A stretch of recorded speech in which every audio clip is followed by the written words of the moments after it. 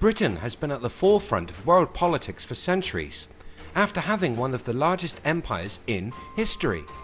We now see the island nation dealing with the decision to leave Europe, and even countries within the UK wanting to claim independence. But does England have an ace up its sleeve when it comes to wielding power? Is there a somewhat hidden group that manipulates and controls banking and finance and global power? In this video, we take a look at the City of London.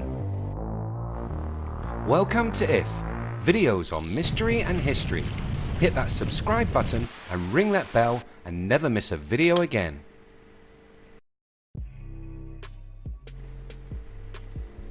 Most people know that London is the capital of the country, the home to Parliament and the Queen. The historical capital has been the seat of power for 2,000 years. But hidden within this city is an old centre of influence, a group central to many conspiracies, a powerhouse of influence in areas like banking and politics, the ruling elite. Where does this conspiracy begin? Well, like so many others, the rise to power began with the Knights Templar. We have some more information on the Templars in another video. Click the card above to see that.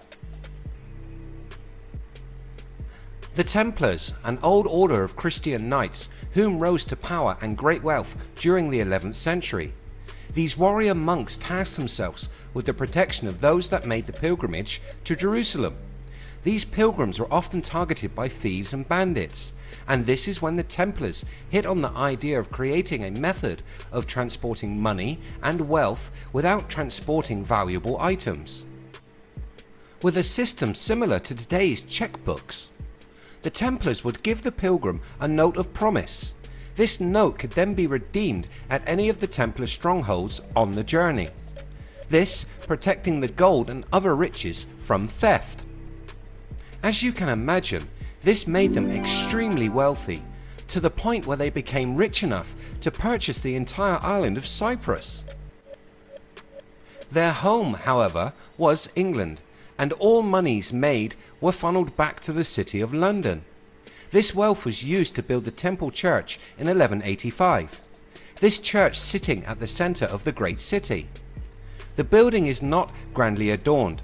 Its subtle architecture reflects the design of the Holy Sepulchre of Jerusalem. This is where the knights would congregate to worship and make their business dealings.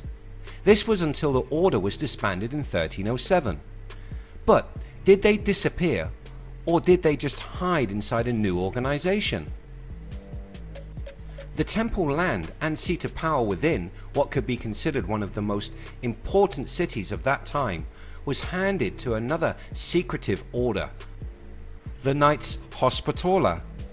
These Catholic knights influenced much of Europe until they themselves were on the wrong side of history with the Protestant Reformation. This saw them kicked out of many countries. However, they can still be found today in a group known as the Knights of Malta. The church and the centre of power was then leased to lawyers in 1346.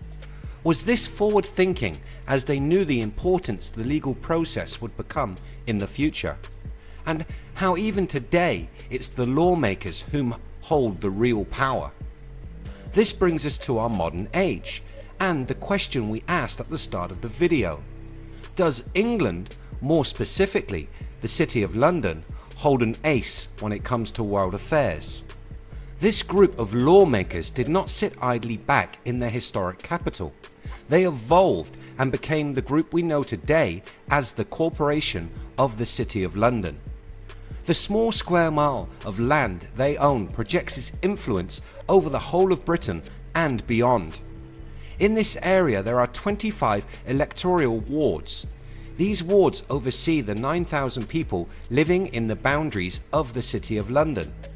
These votes may give some influence, but the real power is that of the last 21 voters. These are controlled by corporations, mostly banks and other financial companies. These banks and businesses hold all of the same rights and privileges of a person. This group is thought to be structured in the same way as Freemasonry. This plutocracy consists of 4 layers: common councilmen, aldermen, sheriffs and Lord Mayor. To qualify for any of these offices, you must first be a freeman of the City of London.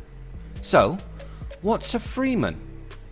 Well, to qualify, it's necessary, but not compulsory, for the person to belong to one of the city livery companies, medieval guilds such as the Worshipful Company of Costermongers, Cut Purses and Safecrackers.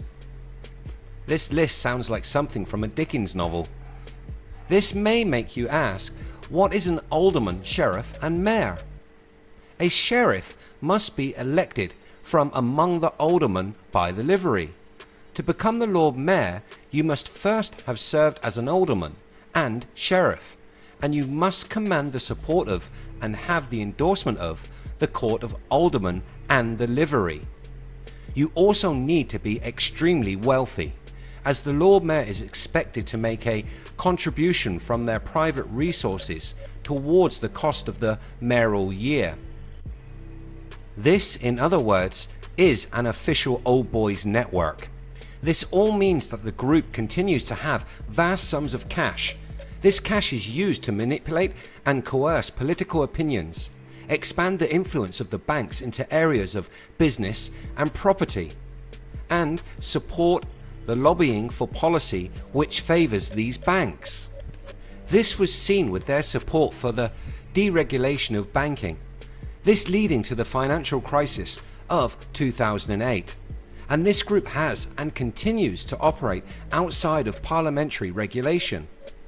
This is where we can see the conspiracy of global influence come into play.